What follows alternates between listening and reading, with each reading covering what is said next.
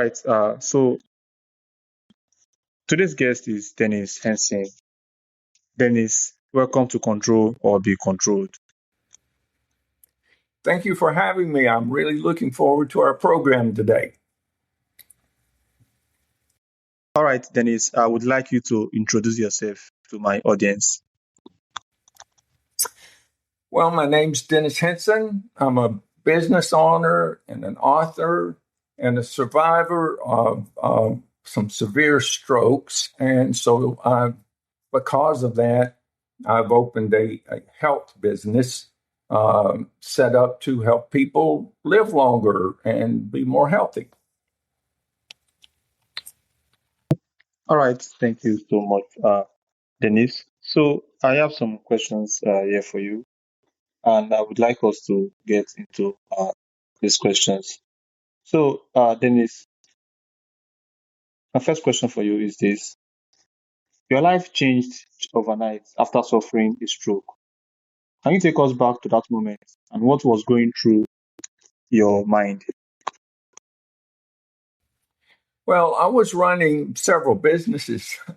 I was having meetings every day. I was delegating to my employees.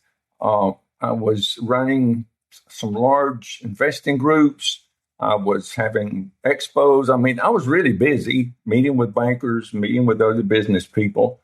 And I thought everything was great. I didn't have any idea that my body was about to give up on me.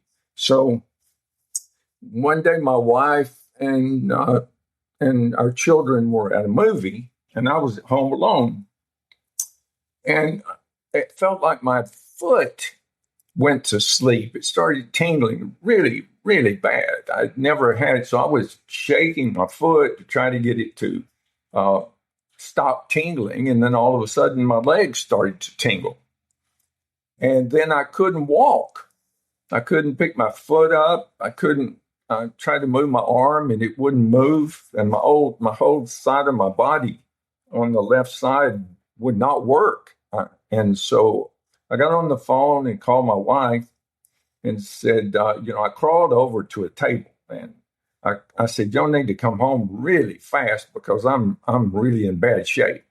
So they came home and my son's really big. He weighs almost 300 pounds. He's really big. So he saw the condition I was in. He picked me up because I couldn't walk. He picked me up and threw me in the car. And they rushed me to the hospital. And the next thing you knew, I was in the hospital with all kinds of tubes and wires and kind of things sticking out of me because I was really, really sick. All right. Thank you so much, Dennis. So, moving on, you spent decades building a successful business. Why did it take a health crisis for you to realize you hadn't built your own shield of longevity? Well, while I was in the hospital, I told the doctor, I said, well, at least this is over. I had a stroke and it's over and now I can start getting well and everything's going to be fine. And the doctor looked at me and he shook his head and he said, no, he said, that's not how it works. You should expect this to happen again. And within the next 3 months, the odds are really, really high. And then over the next few years, you're probably going to experience more of this. And I thought, what a terrible thing to say to someone who's in the hospital and sick and devastated. They can't even walk or move. So after I was released from the hospital, I was really in terrible shape. And they gave me a lot of medicine and gave me a diet, things to eat. And I told my wife, I said, if this is all I'm going to be able to eat, I don't even know if I want to continue to live. It's just awful. And the medicine that they gave me made me sick. So I told her, I said, I'm not going to take this anymore. If I take this, I'm going to die. And so I stopped taking the medicine. And I did try to eat the diet. I went to the physical therapy. But as time went by, I got to the point where I could stand a little bit, and I started to try to walk. And my wife would take me by the arm and take me down to the end of the street that we lived on and back. And by the time we got back, I was exhausted. I had to lay down and take a nap after just a short walk. So we did that for several weeks, and then we started walking further to my office. And then after a few months, I started walking to the lake. Well, I really wasn't getting better as fast as I wanted to. And then in 3 months, just like the doctor said, I had another stroke. Well, I thought, after all this trying to get better and now I'm knocked back down again, I don't know what I'm going to do. Well, in another 3 months, I had a massive stroke after the 6 months from the first one. And then I couldn't see. I was blind and I couldn't walk. I couldn't see. I couldn't think. I was having hallucinations. I was in really bad shape.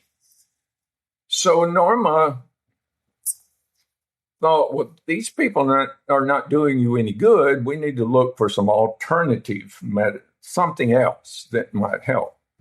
So she found that there was this specialist that was going to be in our area. They only came 4 times a year to the Dallas area, and they were going to be there the next day. So she got me an appointment. The next day, we went in and saw that doctor, and that doctor said, "Yeah, you're in bad shape. I'm going to tell you what you can do. If you do what I say, you might get better. But if you don't, you're probably not going to last much longer." So I said, "Whatever you say." So she gave me a neck brace because she didn't want me turning my head fast because it might cause another stroke. And she gave me not a prescription, but something to take that included L-arginine and citrulline. So she told me to take like 2 scoops a day. And I thought, well, if 2 scoops are good, 6 scoops are better. So I took a lot of that stuff and I started getting better. So as I got better, I started walking again. And I walked further every day. I'd walk further and further. And my wife bought me a headset so that I could listen while I was walking. And I would listen to holistic doctors. I would listen to people who had survived strokes. I listened to anything that I could find that would help me recover because I wanted to recover. That was my goal. In business, I always had a goal. And if I had a problem, I didn't look at it as a problem. I looked at it as a project. So my new project became, I wanted to get well. I wanted to stop having strokes. I wanted to be able to see clearly. I wanted to be able to speak clearly and think clearly and have a healthy, happy life. So as time went by, I started seeing these patterns arise from the people I was listening to. There were things that people did. There were habits like getting enough sleep, doing breathing exercises, getting the right amount of hydration. And so I started doing those things, but there were so many of them, I couldn't remember them all. So I wrote them down and I made a list. And as the list grew, I made habits of all of these things. So I got better really fast. It was amazing. And one of my previous employees came by and said, "Dennis, I see you're recovering so fast. Maybe you can share something with me. My father's having a lot of problems. He's in a wheelchair. We don't expect him to live. He can't get around. He can't drive. He can't do anything." And I said, "Well, I can give you this list of things that I do every day, and maybe that'll help him." So Darlington, she took the list And I saw her again in about 7 months. And during the conversation, I said, well, how's your father doing? And she said, you would not believe it. He's driving, he's going to Walmart, he's working in the garden, he's a totally different person. And I thought, well, that's amazing. So I formed a group. I had real estate groups before, so I formed this group of people who were interested in health. And we would meet over the phone and on Zoom, and we would talk about health things, things that helped. Most of the stuff that they told me I had already learned, but I was able to share with them a lot of things that maybe they didn't know. And then I thought, well, this is helping a lot of people. How can I get the word out? So then I decided to put up a website. And I started a website called bodyofhealth.life, and where people could go and they could learn the things that I learned. It would be a shortcut. They wouldn't have to do all the research. They could just read what I learned, and I would put up articles. So I was doing a radio program. I'm an author. I have a book called Real Impact, Daily Inspiration. And I was being the guest on a radio show for an entire year. At the end of the year, the host of the radio show said, this was so much fun. I wish there was something else we could talk about and do another year. And I said, well, I've got this health website. Maybe we could talk about health. And he said, okay, that's good. So every week now, I have a full hour radio program that I have to talk about some health issue. And when I do that, I do an article, and I put the article up on my website so everybody can read it. So that's a long answer to a short question. That's how this all came about. All right. Thank you so much, Dennis. Thank you so much, Dennis, for that wonderful answer. So, during your recovery, what surprised you most about the brain's ability to heal and adapt? A stroke, your brain cells start to die, and they die really fast in the millions. And once your brain cells die, you can't get them back. And so the more severe the stroke, the more brain cells die. And a lot of your memory is stored in those cells. Memory of past things, memory of how to do things, memory of how to speak, memory of everything. Everything that you do is locked up in those cells. So in my research, one of the things I found is that the memory in your brain's an amazing thing. It's backed up. It's like it's a hard drive, but you have all these little flash drives that are in different parts of your brain. And so that it's called redundancy. That means that all of the things that you lost, all of the memory that you lost, is backed up somewhere else in your brain. If you can learn how to go in and retrieve that information, you can rebuild your memory. So to make a long story short, I now can remember things that I couldn't remember before the stroke. My memory is so much more powerful, actually writing a book about my childhood, and I can remember parts of it that I hadn't thought about in 60 years. So your body and your brain is an amazing thing. And if you give it what it needs, the oxygen, the sunlight, the exercise, the supplements, the vitamins, the minerals, if you give it what it needs, it can do amazing things. So, that's what I mean about the redundancy. There's things in your brain that you don't realize that's there, that if you learn to retrieve, you you may be amazed at what you can do and what you can remember.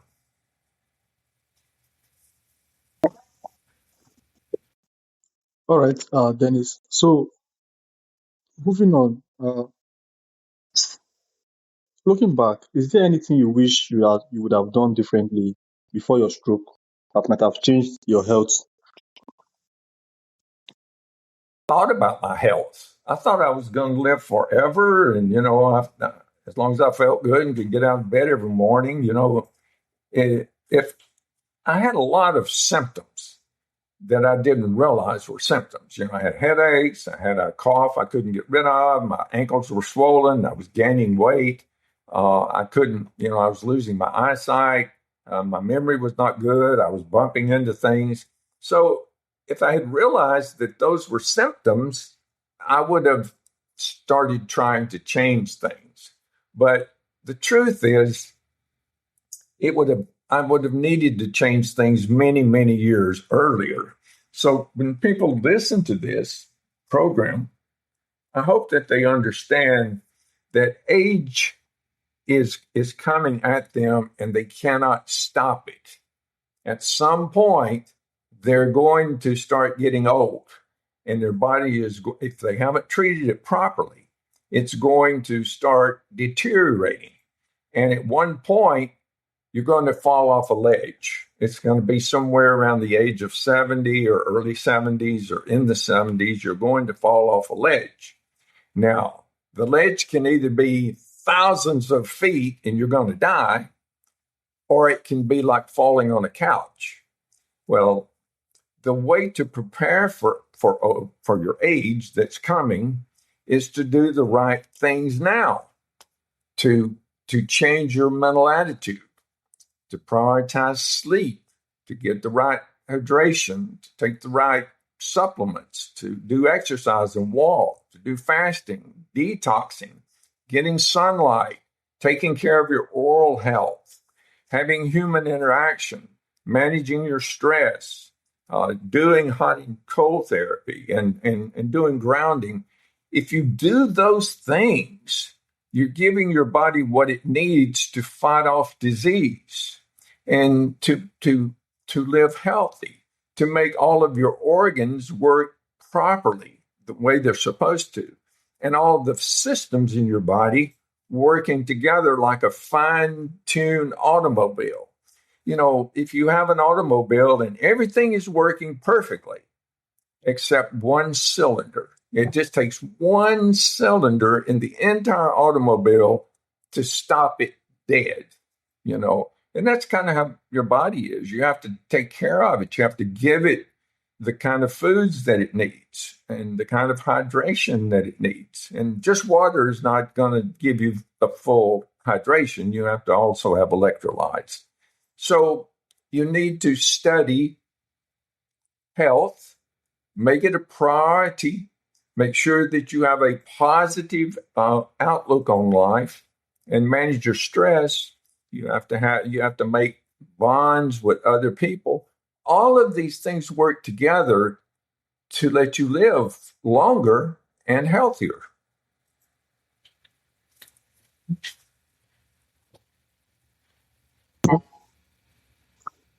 All right, Dennis. So thank you so much. Here is my final question for you. If someone listening wants to build their own street of longevity right now, where should they begin? Well, Darlington, I would suggest they would go to my website. It's called Body of Health, and it was named that for a reason, bodyofhealth.life. Now, there's no .com. It's bodyofhealth.life. If you want to do .com, you could go to dennisjhenson.com, and that will take you there also. And then read those articles. It says life-changing articles. And you look at the articles and you find the one that fits the problems that you're having. Read what it says and put the suggestions into motion. And you may really be surprised at the impact that it can have. So my suggestion is to do that. There's a protocol there that's called Longevity Shield.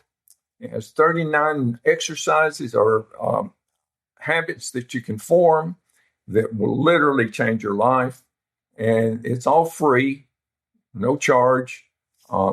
There are some suggestions for different supplements, and the availability for these supplements are on that website, or you can buy them anywhere else. It doesn't matter. But I would hope that you would make it a practice to go back each week and see what the new article is, because they're all very impactful.